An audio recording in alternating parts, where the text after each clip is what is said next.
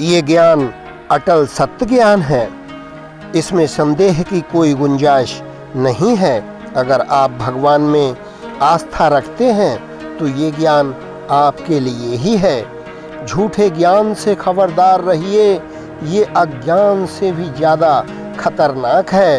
ये मनुष्य जन्म बहुत ही कीमती है। अगर आपको सत्य ज्ञान नहीं मिला तो ये मनुष्य जन्म व्यर्थ ही चला जाएगा।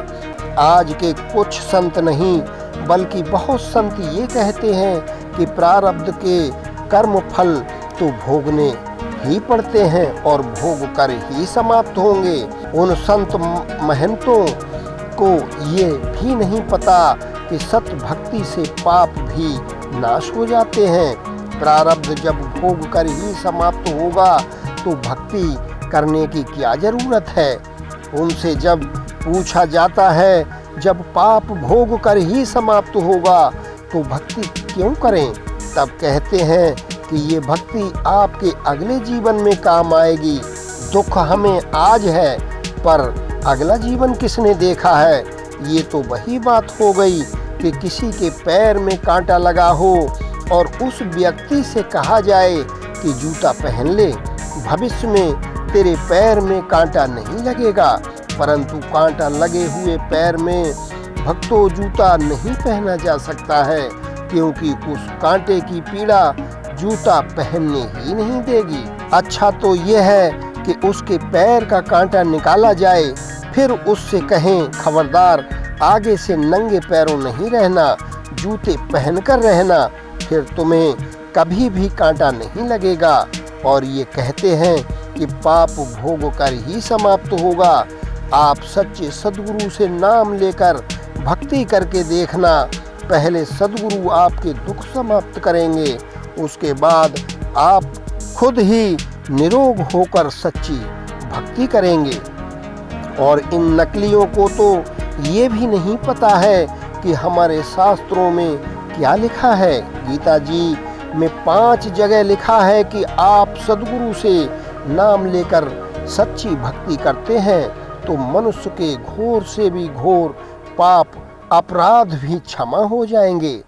प्रमाण के लिए गीता अध्याय 3 के श्लोक 13 में गीता ज्ञानदाता कह रहे हैं कि यज्ञ से बचे हुए अन्न को खाने वाले श्रेष्ठ पुरुष सब पापों से मुक्त हो जाते हैं, और जो पापी लोग अपना शरीर पोषण करने के लिए ही अन्न पकाते हैं वो तो पाप ही खाते हैं।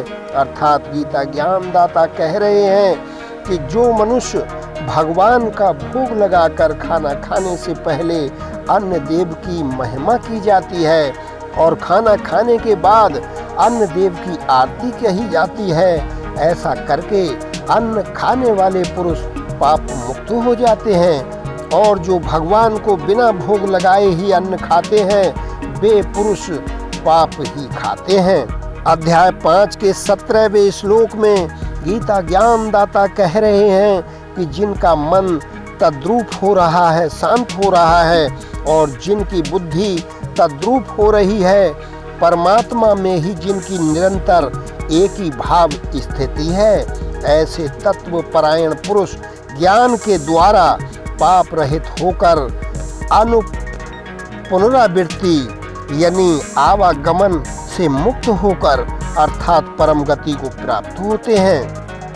गीता अध्याय 4 के 36वें श्लोक में गीता ज्ञानदाता कह रहे हैं कि यदि तू अन्य सभी पापियों से भी बड़ा पापी है या अधिक पाप करने वाला है तो भी तू ज्ञान रूप नौका द्वारा निसंदेह ही संपूर्ण पापों से भली भांति तर जाएगा। गीता अध्याय 4 के 37वें श्लोक में गीता ज्ञानदाता कह रहे हैं यथा एधांसी समाधि अग्नि भस्म कुरेतु अर्जुन ज्ञानाग्नि सर्व कर्माणि भस्म सात कुरेतु तथा। हे अर्जुन, जैसे प्रज्वलित अग्नि जैसे जलती हुई अग्नि ईंधन को भस्म कर देती है, लकड़ी को जला देती है, वैसे ही ज्ञान रूप अग्नि संपूर्ण पापों को भस्म कर देता है। आप ये मत समझना अपने ज्ञान की तारीफ कर रहे हैं श्रोताओं, ये ज्ञान मेरा नहीं, भगवान का ही बोला हुआ है और बताया मेरे गुरुजी ने है। इसमें मेरी कोई मान बढ़ाई नहीं है। मेरा उद्देश्य केवल इतना ही है कि आप भी इस ज्ञान को समझकर सही भक्ति करके परमात्मा को प्राप्त करें। गीता अध्याय 8 के 45वें श्लोक में कहा है कि प्रयत्न पूर्वक अभ्यास करने वाला योगी पिछले अनेक जन्मों के संस्कार बल से इसी जन्म में संपूर्ण पाप रहित होकर परम गति को प्राप्त हो जाता है। और गीता अध्याय 18 के 62वें श्लोक में गीता ज्ञानदाता कह रहे हैं कि सर्वधर्मान् परित्यज्य माम एकम शरणं व्रज अहम त्वा सर्व पापेभ्यो मोक्षयिष्यामि मा शुच। गीता ज्ञानदाता कह रहे हैं कि हे अर्जुन, मेरे स्तर की सभी धार्मिक पूजाओं के त्याग कर तू केवल एक परमेश्वर की शरण में जा। मैं तुझे संपूर्ण पापों से मुक्त कर दूंगा, तू शोक मत कर। इतने प्रमाण तो श्रीमद् भगवत गीता जी में दिए हैं। और ये अनाड़ी कहते हैं कि पाप कर्म तो भोग कर ही समाप्त होगा। आप ही समझिए, जब पाप कर्म भोग कर ही समाप्त होगा तो भक्ति करने की क्या जरूरत है। गुरुआ गांव बिगाड़े संतो, गुरुआ गांव बिगाड़े, और ऐसे कर्म जीव के ला दिए, ईव झड़े नहीं झाड़े। काशी नगर में एक शारदा नाम की ब्राह्मणी रहती थी। उस ब्राह्मणी को एक बहुत ही असाध्य रोग था। उसका एक बेटा भी था जिसका नाम सर्वानंद था। वो शास्त्रों का बड़ा ज्ञानी माना जाता था। उसने भी अपनी माँ के रोग निवारण के लिए सभी तरह के क्रियाकर्म करके देख लिए थे, लेकिन उसका वो असाध्य रोग ठीक नहीं हो रहा था और बहुत ही बीमार रहती थी। जहाँ भी कोई बड़ा संत बता देता था, शारदा वहीं उपचार के लिए जाती थी, लेकिन उसका रोग ठीक नहीं हो रहा था। और ऋषि संत वैद्य बताते थे, बहन, ये आपको साधारण रोग नहीं है, ये आपके प्रारब्ध कर्म का फल है जिससे आपको भोग कर ही समाप्त करना होगा। बहन, आपकी जो भी शेष जिंदगी है वो आपको इसी हाल में जीनी पड़ेगी। शारदा दुनिया में जाते जाते थक ली थी। फिर हताश होकर उसने भी सब्र ही कर लिया था कि अब मेरी मौत ही मेरा इलाज है। एक दिन उसी नगर की एक बहन शारदा के पास आई जिसने कबीर साहेब जी से नामदान ले रखा था। शारदा की हालत देखकर बहन को बहुत ही अफसोस हुआ और कहा कि शारदा बहुत कमजोर हो गई हो। वो बहन कोई छोटी जाति से थी। उस बहन ने कहा, शारदा बहन, आप इतनी दुखी रहती हो, आप मेरे गुरुजी से नाम दीक्षा ले लो, आपके सारे रोग बिल्कुल ठीक हो जाएंगे। वो तो भगवान ही आए हुए हैं। शारदा को कुछ आशा हुई और चारपाई से उठकर बोली, कौन है बहन तुम्हारे गुरुजी? बहन कहने लगी, बहन, मुझको भी रोग था और मैं बिल्कुल ठीक हो गई, और फला आदमी को रोग था, वो भी बिल्कुल ठीक हो रहे हैं। शारदा ने फिर कहा, कौन है आपके गुरुजी बहन? बहन ने बताया, मेरे गुरुजी कबीर साहेब जी हैं।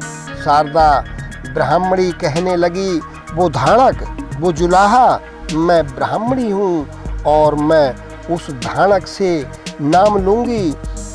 ऐसी बेइज्जती से तो मर जाना ही अच्छा है। ये सारा समाज मुझको क्या कहेगा? मैं नहीं जाऊंगी। और सैकड़ों बातें बहन को सुना दी। और फिर कुछ समय के बाद शारदा ब्राह्मणी के परिचित रिश्तेदार शारदा के घर आए। उन्होंने भी कबीर साहेब जी से नाम ले रखा था।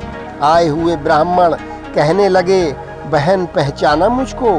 तब थोड़ी देर समझकर शारदा कहती है कि अच्छा, पहचाना तुम फला आदमी हो।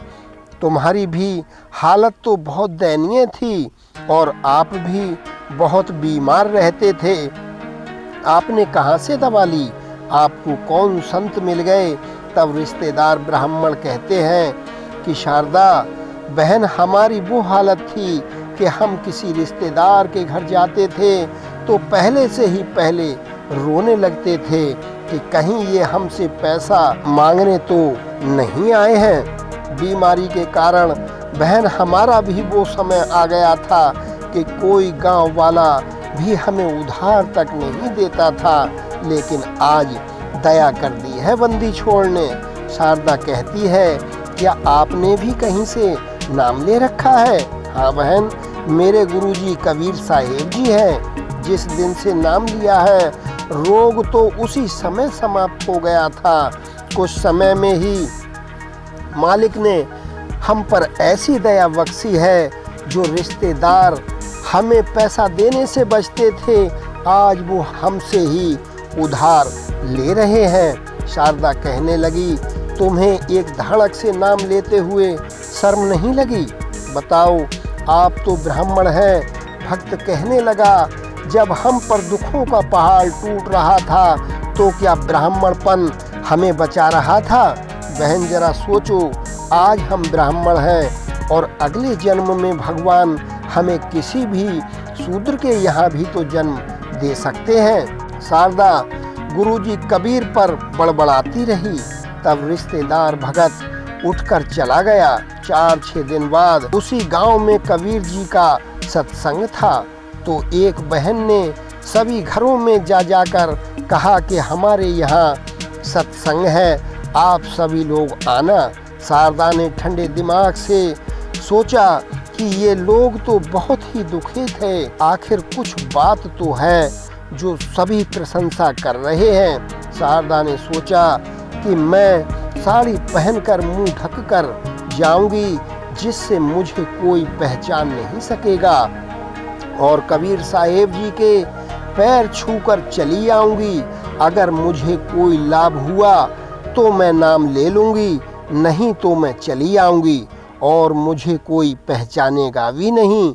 ये सोचकर शारदा कबीर जी के सत्संग में गई और जैसे ही कबीर जी के पैर छुए तब कबीर साहेब जी बोले, शारदा आ गई तू धाड़क के पास। शारदा सोच में पड़ गई कि ढके हुए मुंह पर संत जी ने मुझे कैसे पहचान लिया।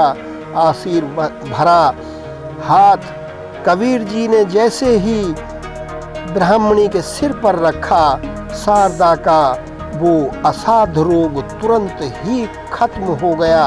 ये देखकर शारदा कबीर साहेब जी के पैरों में गिर पड़ी और जोर से बोली, बोलो कबीर भगवान की जय हो। मुझे क्षमा करना भगवान, हम तुच्छ प्राणी आपको समझ नहीं पाते हैं। गुरु मानस कर जानते ते नर कहिए अंध, होए दुखी संसार में आगे काल के फंद। हमारी बुद्धि तो तुच्छ है, हे दाता मुझे क्षमा करना।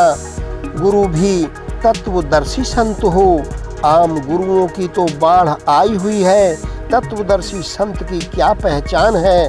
गीता अनुसार आने वाले वीडियो में सुने।